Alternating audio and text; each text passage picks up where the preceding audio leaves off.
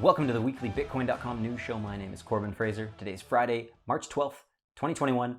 NFTs. The crypto world is buzzing this week about NFTs. What the heck is an NFT? It's a non-fungible token. Very nerd term for just a cryptographic asset that represents ownership of a unique work, item, or intellectual property. The NFT scene has been growing in recent months, but it came roaring into the spotlight this week when Twitter founder and CEO Jack Dorsey announced that he was auctioning off his very first tweet on the platform. At the time of recording, the tweet is set to sell for $2.5 million US. The move has sparked an internet gold rush of people seeking to tokenize and sell tweets, artwork, and other digital forms of intellectual property, which has raised some very serious questions over the legal propriety of these items. Particularly troubling has been some of the unauthorized tokenization of digital art posted to Twitter and other online forums, with many artists reporting that their works had been tokenized and sold without their permission. This is a pretty big deal. So imagine being an artist. You got this beautiful painting, this beautiful digital artwork. You share it on, I don't know, what's that art site that they use? Leave the comment below in the art site that I'm thinking of. DeviantArt? DeviantArt? That's the thing. So you're an artist person that does that, and suddenly some nerd in the crypto world says, that's my art now, I'm going to tokenize it, and I'm going to throw it on an NFT and make some money. And they might actually sell it. They might sell it for 1 ETH, 2 ETH. They might sell it for $1 million. Suddenly that artist that actually created it got nothing, and the guy that stole it got it. So not a great deal for the artist, but meanwhile, everyone in the art world's pretty excited about NFTs because they all think they're going to get rich off of it, which is cool. You might, I guess, Kings of Leon did it, right? I think there's a bunch of other people now saying, hey, we're going to tokenize our album or our album artwork or all this other kind of stuff, which is cool. I think that there's like an opportunity here for people to make some more money. And I think, respecting the arts is kind of a cool thing that crypto's trying to solve. But from my opinion, maybe I'm just too much of a boomer now and kind of bearish on this NFT thing. It seems like there's not a lot of legal legwork to stand on with regards to NFTs. It's like, cool, you got this token, you got this NFT that says you own this piece of artwork, but it's not like the original creator of the artwork can't just go and create another token, and it's not like you're going to get notified that this suddenly showed up and they're selling it again. So, what do you own? You own like a cryptographic proof that you paid money to this artist, but then you don't even have guarantee that the artist actually created it. So there's still some like weird issues with solving this, unless there's some sort of like art oracle that can verify human to creation. I don't know. Let me know your comments below, because maybe I'm too dumb to figure out this NFT stuff, but these things are selling like hotcakes. So people are very excited over the entire idea of being able to tokenize and put artwork and different things in an NFT. It seems like it's even getting mainstream discussion in news and across the internet. People are super excited about this stuff, but it does kind of bring a lot of questions to mind. Like, is this the future of artwork? Is this where we're heading? Where, you're going to have the next Mona Lisa is going to be an NFT? Let us know in the comments. Keep in mind, this NFT stuff is very new. It's available on several different blockchains. Ethereum's the biggest one that's been doing a lot of these NFTs with different art projects and things like that. But NFTs also exist on Bitcoin Cash in the form of, I think they're waifus, which are like anime wives, I guess. Then there's also some stuff on Avalanche. There's some stuff, I'm sure, on Tron and some of these other, EVM-like platforms. But at the end of the day, be careful with what you invest in with regards to NFTs. There is a lot of concern from some people that NFTs are likely just being wash traded. So there's nothing stopping me from saying, okay, I draw a picture of a crappy stickman and I say, woo, that's a good looking stickman. I'm going to sell it for $1 million. And if I had $1 million, then I could go and actually anonymously buy my own crappy stickman drawing and try to resell it for $1.5 million and try to create a bit of a bidding war and try to upsell my own artwork and try to pay for fame, basically, by, more or less buying my own stuff. So there's not a really great reason, in my opinion, to throw a lot of money at an NFT at the moment. Maybe someday there's a great reason to do it, but I would just implore everyone to be very careful investing in NFTs. It's still very new. Do your own research. But to date, there have been 5,368,992 NFT sales totaling $381 million. And there's a bunch of new NFT platforms joining the ranks every day. So this stuff is growing. It's just, be careful. Be careful with what you're buying, and be careful what platforms you're using. And good luck out there. So the U.S. government passes the largest stimulus package in history. So on Saturday, the U.S. Congress approved a massive $1.9 trillion COVID-19 relief package dubbed President Biden's American Rescue Plan. It's got a good buzz name, doesn't it? So the stimulus plan will see American citizens earning $75K or less eligible to receive $1,400, and households will receive an additional $1,400 for every dependent child they have. In addition to the direct cash payments, Biden's American Rescue Plan is also filled funding for many programs that aren't directly connected to COVID or coronavirus relief at all, but they stuck them in anyways. So with billions of dollars earmarked for initiatives as wide-ranging as environmental protection and infrastructure, the bill drew typically mixed reactions down party lines. The $1.9 trillion price tag coincided with the bull run of crypto markets, as many look to Bitcoin to hedge against predictions that the U.S. fiscal policy would drive inflation to new heights. It will.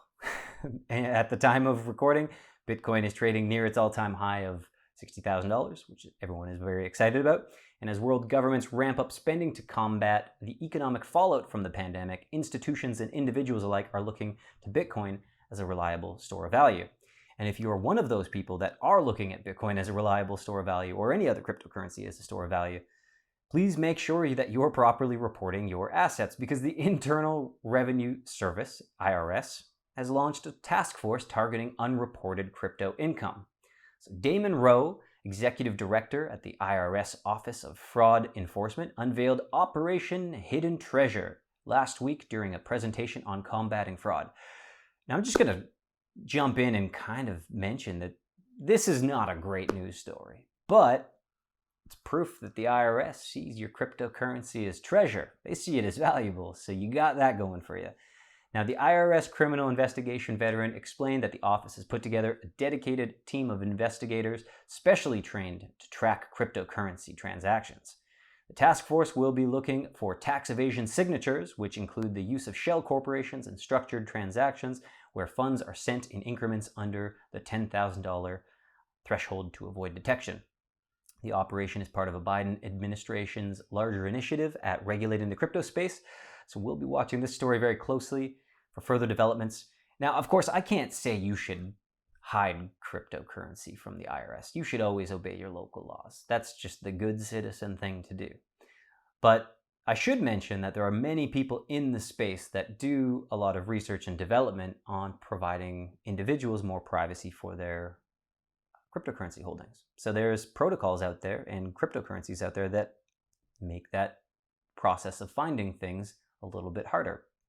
So on Bitcoin Cash, there's of course Cash Fusion, which is a protocol that's built into Electron Cash, which allows users to easily hide their transactions in more or less very private ways. So it's a easy way to kind of avoid detection in Chainalysis. There is also Tornado.cash, which is an Ethereum project which allows users to easily transact and move money around anonymously.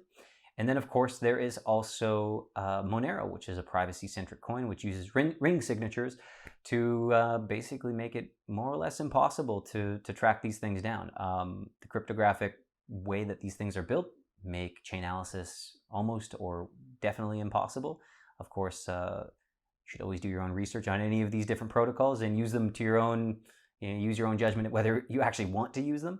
But the technology exists out there, and just be very careful out there with whatever you're doing with crypto, and celebrate that the governments want to come after your treasure. They want your treasure. They want their cut. So, be careful.